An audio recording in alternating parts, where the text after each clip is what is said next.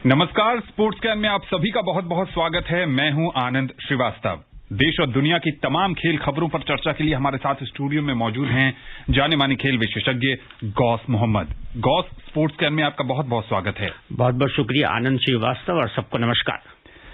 Hockey, badminton, cricket और कुश्ती सहित ढेर सारी खेल खबरें हैं, लेकिन सबसे पहले स्पोर्ट्स हेडलाइंस।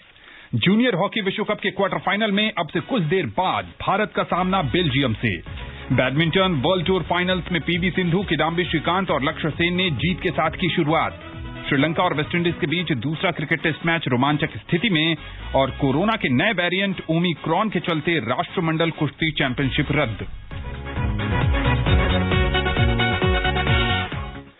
सबसे पहले बात करते हैं जूनियर हॉकी विश्व कप की। पुरुष जूनियर हॉकी विश्व कप में फ्रांस, जर्मनी और अर्जेंटीना की टीम सेमीफाइनल में पहुंच गई है। भुवनेश्वर के कलिंग स्टेडियम में आज खेले गए क्वार्टर फाइनल में फ्रांस ने मलेशिया को 4-0 से, जर्मनी ने स्पेन को पेनल्टी शूटआउट में 3-1 से, जबकि अर्जेंटीना ने नीदरलैंड्स को 2-1 से हराया। अब से कुछ देर बाद चौथे और अंतिम क्वार्टर फाइनल में भारत का सामना बेल्जियम से होगा। इस मैच का आंखों देखा हाल आकाशवाणी से अब से कुछ देर बाद यानी 7:25 से एफएम रेनबो और अतिरिक्त मीटरों पर प्रसारित किया जाएगा। इससे पहले कि भारत वाले मैच पर आपसे चर्चा करें गौस, आज जो और मुकाबले हुए, सबसे पहले अर्जेंटीना और नीदरलैंड्स के बीच कांटे की टक्कर देखने को मिली। बाजी अर्जेंटीना के हाथ लगी। बेशक, और ये चीज एक संकेत है आनंद की देखिए, अर्जेंटीना की जो सीनियर टीम है उन्होंने जिस तरह बेहतर किया है, उससे पता लगता है कि उनका ग्रास रूट हॉकी भी बहुत अच्छा जा रहा है। और अर्जेंटीना की खासियत यह है कि आप उनके अंदर देखेंगे कि ऑस्ट्रेलिया के बाद एक वो टीम है जिसकी स्किल बहुत अच्छी लगती है। वो खेलते भी बहुत सुंदर लगते हैं। जैसे ऑस्ट्रेलिया के अंदर एशियाई शैली और यूरोपियन शैली है, उस तरह अर्जेंटीना के अंदर फुटबॉल में नहीं है, लेकिन हॉकी में वो लंबे थ्रू से भी खेलते हैं, छोटे छोटे पास से भी खेलते हैं। बहुत बेहद खूबसूरत हॉकी वो खेल रहे हैं। और जिस तरह से उन्होंने आज के मैच में नीदरलैंड जैसी टफ टीम को हराया, नीदरलैंड का ग्रास रूट हॉकी बहुत अच्छा, डेवलपमेंट बहुत अच्छा है। उसके बावजूद अर्जेंटीना ने जो कि 2005 की चैंपियन भी रही है, बहुत अच्छे तरीके से हराया। और हाफ टाइम तक इन दोनों का मुकाबला 1-1 से बराबर था, पर अर्जेंटीना ने आखिरकार ये मुकाबला 2-1 से जीता। और मेरे ख्याल से अब अर्जेंटीना का मुकाबला जर्मनी से होगा। जर्मनी की आपने चर्चा की। जर्मनी और स्पेन का जो मुकाबला था वो कांटे का मुकाबला था। निर्धारित समय तक विजेता का फैसला नहीं हो पाया और फिर पेनल्टी शूटआउट में जर्मनी 20 साबित हुआ। देखिए, ये मैच भी बड़ा भयंकर था क्योंकि दोनों टीमों ने बहुत अच्छे तरीके से हॉकी खेली और नेक टू नेक फाइट। ये आज का दिन जो था, मेरे ख्याल से कि जो हॉकी फैंस थे भुवनेश्वर के या जिन्होंने टीवी में ये मैच देखा होगा, वो भाग्यशाली हैं, क्योंकि बहुत बहुत अच्छी हॉकी देखने को मिली। नहीं तो कुछ मैच ऐसे जा रहे थे आनंद के, ऐसा लग रहा था कि इसमें मजा नहीं आ रहा है। पर आज के मैचों में अर्जेंटीना और जो नीदरलैंड का मुकाबला हुआ और जर्मनी और स्पेन का, जो पूरे समय तक ये लोग 2-2 से बराबर थे। उसके बाद जो पेनल्टी शूट आउट हुआ, उसके अंदर आप देखिए कि जर्मनी के 3 कामयाब हुए, उनका सिर्फ एक पौजारिक जो है वो कामयाब नहीं हुआ। और जबकि स्पेन की तरफ से सिर्फ एक ही कामयाब हो सका। तो इस तरह से अगर हम ये देखें, पेनल्टी शूट आउट में जर्मनी ने 3-1 से मुकाबला ये जीत लिया है। जी बिल्कुल। जो तीसरा क्वार्टर फाइनल हुआ, वहां फ्रांस ने एक तरफा अंदाज में मलेशिया को मात दी। जी हाँ, देखिए, जब फ्रांस से भारत ने मैच हारा था अपने ग्रुप मैच में, बड़ा करीबी मुकाबला था, तो आज ये साबित होता है कि फ्रांस एक अच्छी टीम है। और फ्रांस ने भी शुरुआती दौर में जूनियर में भी और सीनियर में भी अच्छा प्रदर्शन किया है। और आज के मैच में जिस तरह उन्होंने धाराशायी किया अपने अपोनेंट को, मलेशिया में डेवलपमेंट प्रोग्राम हॉकी का बहुत अच्छा है। वो लोग बहुत मेहनत करते हैं और काफी ग्रास रूट पे अंतर्राष्ट्रीय टूर्नामेंट भी कराते हैं। यूरोपियन टीम भी जाती है, बाकी की भी टीम जाती हैं, लगातार वहां टूर्नामेंट होते रहते हैं।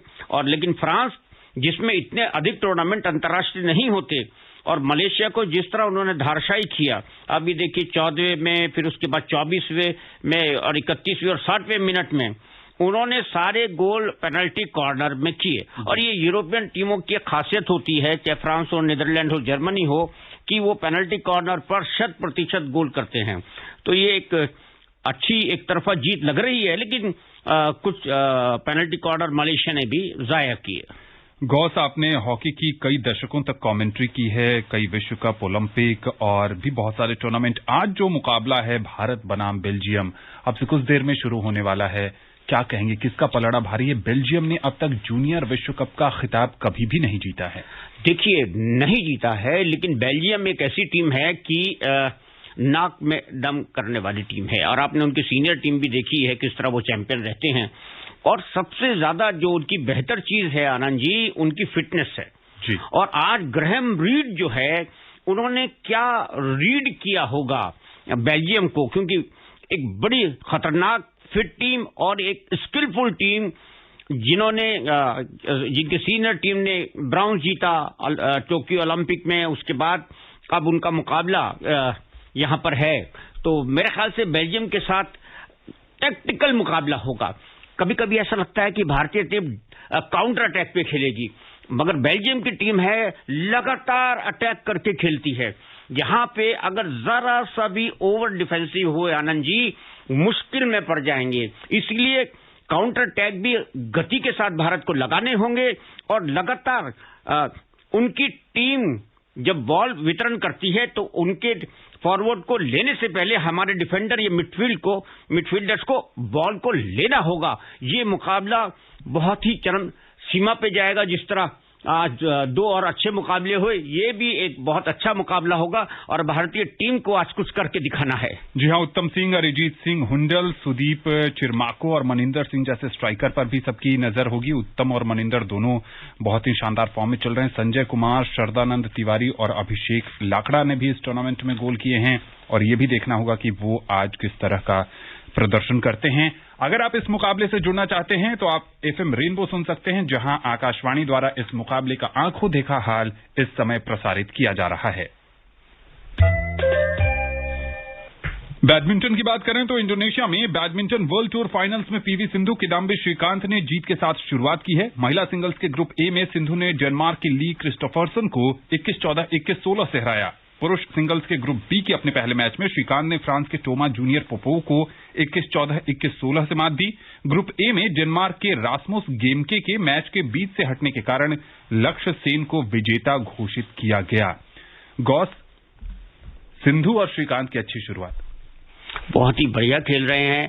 ये मत देखिए कि पिछले दो टूर्नामेंट जो हैं, उन्होंने बिल्कुल करीब जाके फाइनल्स के करीब जाके उन्होंने अपने मैच को हारे हैं, पर ये भी हमको नहीं भूलना चाहिए, अब बैडमिंटन एक ऐसा खेल हो गया है, चाहे वो पुरुष हो या वो महिला हो, जिसमें नेक टू नेक फाइट रहती है, और ये पता करना बड़ा कठिन है कि आज नंबर 1 है या ये नंबर 1 है।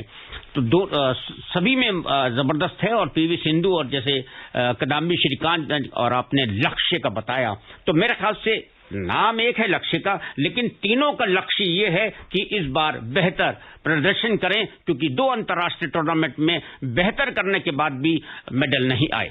जी हां, बिल्कुल। पुरुष डबल्स में चिराग शेट्टी और सात्विक साईराज रंकीरेड्डी की जोड़ी को पहले मैच में हार का सामना करना पड़ा है। डेनमार्क के किम एक्स्ट्रुप और एंडर्स रासमुसेन की जोड़ी ने भारतीय जोड़ी को 21-16, 21-5 से मात दी।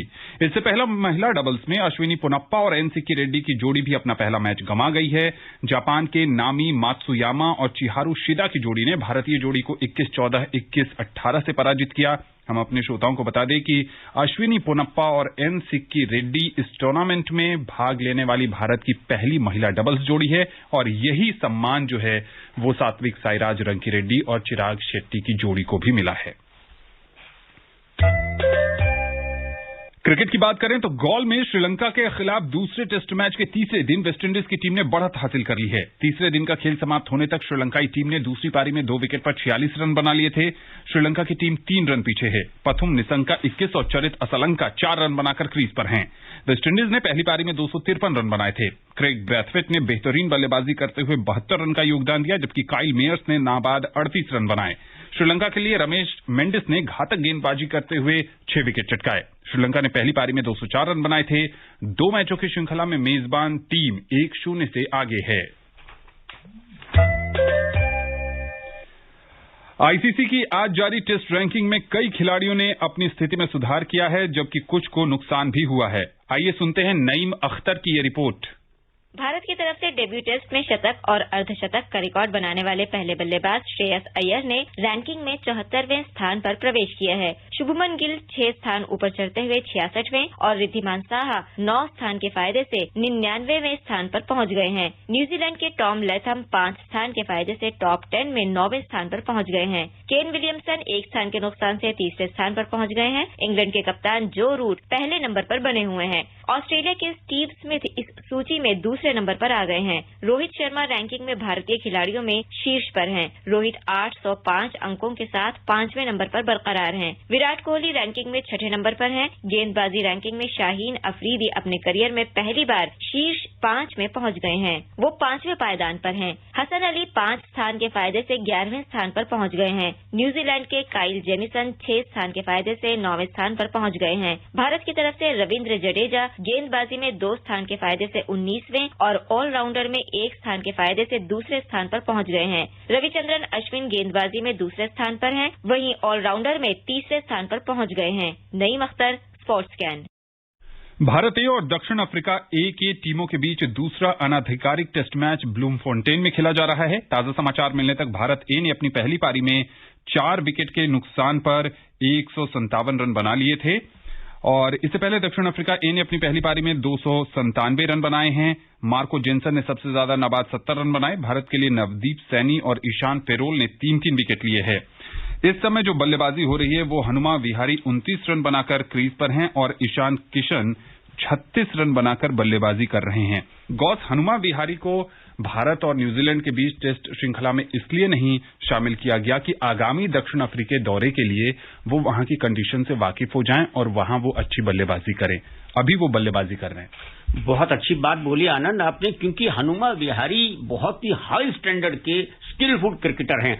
आप उनकी तकनीक देख लीजिए, आपको लगेगा कि वीवी लक्ष्मण जो हैं कुछ कुछ उनकी कॉपी है और बहुत ही अच्छा उनका टेम्परामेंट है और हो सकता है दूर की सोच हो, क्योंकि अगर वो वही ठहरते हैं, अगर भारतीय टीम दौरा करती है, क्योंकि वैसे तो आजकल नए वायरस की वजह से ज्यादातर आपने बताया कि यूरोप में जो भी स्पोर्ट्स है वो स्थगित हो रहे हैं, कैंसिल हो रहे हैं, तो ये अगर भारतीय दौरा वहां होता है तो 2-3 खिलाड़ी वहां रुक जाएंगे, क्योंकि जरूरी है, क्योंकि यहां से जाएंगे फिर उनको क्वारंटाइन रहना पड़ेगा और बहुत सी चीजों का सहारा लेना पड़ेगा। हनुमा विहारी जैसे खिलाड़ी अगर वहां हमको पहले से मिलेंगे, जो वहां की स्थिति से ऑलरेडी अवगत होंगे, हमारे लिए लाभदायक होगा। जी हां, पृथ्वी शॉ भी वहां इस मैच में खेल रहे हैं। उन्होंने 45 रन का योगदान दिया है। पहले मैच में शतक लगाने वाले अभिमन्यु ईश्वरन इस मुकाबले में 0 पर आउट हुए हैं। अब बात करते हैं इंडियन प्रीमियर लीग यानी आईपीएल की। आईपीएल के लिए 8 टीमों ने रिटेन किए गए खिलाड़ियों के नाम की घोषणा कर दी है। रिपोर्ट के साथ हैं दिव्या तोमर। मुंबई इंडियंस ने जहां हार्दिक पांड्या को छोड़ दिया है, वहीं केएल राहुल ने पंजाब किंग्स से अपना नाता तोड़ लिया। सबसे हैरान करने वाला फैसला सनराइजर्स हैदराबाद के खेमे से आया। टी20 क्रिकेट के सबसे शानदार गेंदबाजों में से एक राशिद खान को फ्रेंचाइजी ने रिटेन नहीं किया। मुंबई इंडियंस ने अपने 4 खिलाड़ी रिटेन किए, जिनमें कप्तान रोहित शर्मा, जसप्रीत बुमराह, सूर्य कुमार यादव और कायरन पोलार्ड शामिल हैं। रॉयल चैलेंजर्स बैंगलोर ने 3 खिलाड़ियों को रिटेन किया, जिनमें विराट कोहली, ग्लेन मैक्सवेल और मोहम्मद सिराज शामिल हैं। रिपोर्ट्स के मुताबिक यजुवेंद्र चहल और आरसीबी के बीच पैसों को लेकर सहमति नहीं बनी, इसीलिए उन्हें रिटेन नहीं किया गया। चेन्नई सुपर किंग्स ने महेंद्र सिंह धोनी, रविंद्र जडेजा, मोइन अली और ऋतुराज गायकवाड़ को रिटेन किया। बड़ी बात यह है कि रविंद्र जडेजा को धोनी से ज्यादा पैसों में रिटेन किया गया है। जडेजा को 16 करोड़ रुपए सालाना मिलेंगे, जबकि धोनी को 12 करोड़। दिल्ली कैपिटल्स ने ऋषभ पंत, अक्षर पटेल, पृथ्वी शॉ और एंड्रिक नॉर्किया को रिटेन किया है। कोलकाता नाइट राइडर्स ने आंद्रे रसेल, वेंकटेश अय्यर, वरुण चक्रवर्ती और सुनील नरेन को रिटेन किया है। वहीं राजस्थान रॉयल्स ने सभी को चौंकाते हुए ऑलराउंडर बेन स्टोक्स और तेज गेंदबाज जोफ्रा आर्चर को रिलीज कर दिया। टीम ने कप्तान संजू सैमसन, जोस बटलर और यशस्वी जायसवाल को रिटेन किया है। सनराइजर्स हैदराबाद ने 3 खिलाड़ी रिटेन किए, जिनमें केन विलियमसन, अब्दुल समद और उमरान मलिक शामिल हैं। Divya Tomar, sports scan. गौस, सिर्फ 4 खिलाड़ियों को रिटेन करना था तो किसी की किस्मत की लॉटरी तो लगनी ही थी, और सबसे बड़ी कामयाबी अगर पैसों के लिहाज से देखें तो उमरान मलिक 3 मुकाबले खेलते हैं आईपीएल में, 4 विकेट लेते हैं, 151 किलोमीटर की तेज रफ्तार से गेंद फेंकते हैं, मालिकों को प्रभावित करते हैं और 4 करोड़ रुपए। देखिए, उनकी वजह से कश्मीर में जो है क्रिकेट को और बढ़ावा मिलेगा। आपने देखा इससे पहले भी काफी क्रिकेटर जो है वहां से अलग अलग फ्रेंचाइजी में खेल रहे हैं और फुटबॉल की टीम भी उनकी बहुत बढ़िया है। तो कुल मिला के वहां का वातावरण बहुत अच्छा हो चला है और खेलों में वो लोग काफी तरक्की कर रहे हैं। और रही बात रिटेन करने की, और ये एक इतने दिन से जो इनके पेशेवर सेलेक्टर्स हैं उनकी नजरें थी और उस हिसाब से वो कैलकुलेट कर रहे थे और कैलकुलेट करने के बाद उन्होंने चुना है। और हैरानी वाली बात है रशीद खान के लिए जिनको रिटेन नहीं किया गया है। तो मुझे लगता है कि इससे रशीद खान का नुकसान नहीं होगा, कि हो सकता है किसी और फ्रेंचाइजी ने उनके नजर रखी होगी और इन्होंने खुद कहा होगा कि आप मुझे रिटेन मत कीजिए, I am getting more than जो अभी मुझे मिल रहा है। जी बिल्कुल, ऐसी भी खबरें आई थी गौस की किंग्स 11 पंजाब, जो पंजाब किंग्स के नाम से खेल रही है, उनके कप्तान लोकेश राहुल और राशिद खान को जो लखनऊ की टीम है वो अपने में शामिल करने के लिए ज्यादा पैसों का उन्होंने ऑफर किया। और कई फ्रेंचाइजी ने शिकायत भी बीसीसीआई से की है कि जो 2 नई फ्रेंचाइजी हैं उन्होंने खिलाड़ियों को गुमराह करने की कोशिश की। देखिए, इसमें ये बोलना कि गुमराह करने की कोशिश की है, पेशेवर अंदाज पर तोहमत लगाना है, इल्जाम लगाना है, क्योंकि ये नहीं होता। जब पेशेवर, आप देखिए कि फुटबॉल में भी अगर हम पहले की बात करें, मोहन बगान, ईस्ट बंगाल, ये बाकी के जो क्लब बनते थे, नेशनल चैंपियनशिप में उनके क्लब के ऑफिशियल आ जाते थे, रात के टाइम में प्लेयर गायब अपने अपने राज्य से, पता लगा कि वो उन्होंने साइन कर लिए और एडवांस पैसे ले लिए, साइन किए, ये होता है। और ऐसे ही अगर अब लखनऊ की टीम बनाई है तो वो सारे के सारे बाहर से तो खिलाड़ी लाएंगे नहीं, उन्हीं में से चुनेंगे ना जो पहले से खेल रहे हैं। तो मेरे ख्याल से ये एक पेशेवर अंदाज है और यही एक खूबसूरती है कि ये नहीं, ये सही, खेलना सबने आईपीएल में ही है।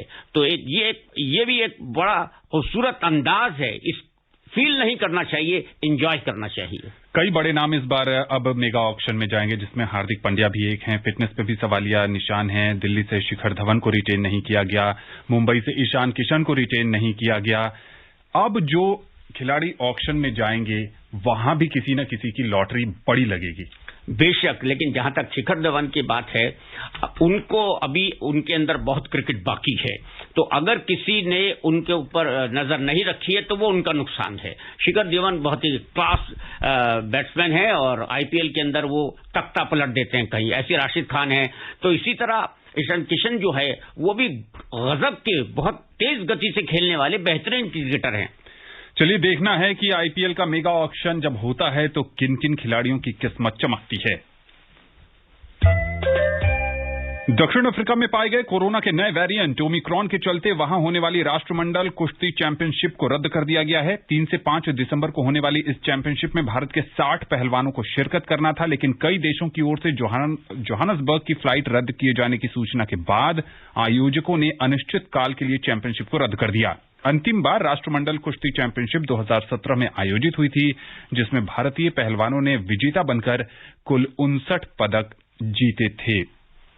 गौस, एक बार फिर चलते चलते आपसे कमेंट चाहेंगे, जो हॉकी का एक बड़ा मुकाबला होना है भुवनेश्वर में, अब दोनों ही टीमें मैदान पर उतर गई हैं और खेल कभी भी शुरू हो सकता है। आपकी फेवरेट टीम कौन है? दिल भारत के साथ है, लेकिन दोनों टीमों के संतुलन के लिहाज से कौन जीत सकता है? देखिए, 60% चांस भारत के हैं और 40 बेल्जियम के हैं। और मेरे ख्याल से फिटनेस पे खेलेगी बेल्जियम की टीम, जो स्किलफुल है और जो दिमाग की हॉकी है वो भारत खेलने में सक्षम है। पिछली बार 2016 में दोनों मिले थे, भारत जीता था, तो मेरे ख्याल से रिपीट होगी परफॉर्मेंस भारत की। चलिए, पूरा देश ये उम्मीद कर रहा है कि भारत ये मुकाबला जीते और सेमीफाइनल में जगह बनाए। स्पोर्ट्स स्कैन से जुड़ने के लिए और विशेषज्ञ राय साझा करने के लिए आपका बहुत बहुत शुक्रिया। नमस्कार। स्पोर्ट्स स्कैन का आज का अंक यहीं समाप्त होता है। पूरी टीम को दीजिए अनुमति, कल आपसे होगी फिर मुलाकात। तब तक के लिए नमस्कार।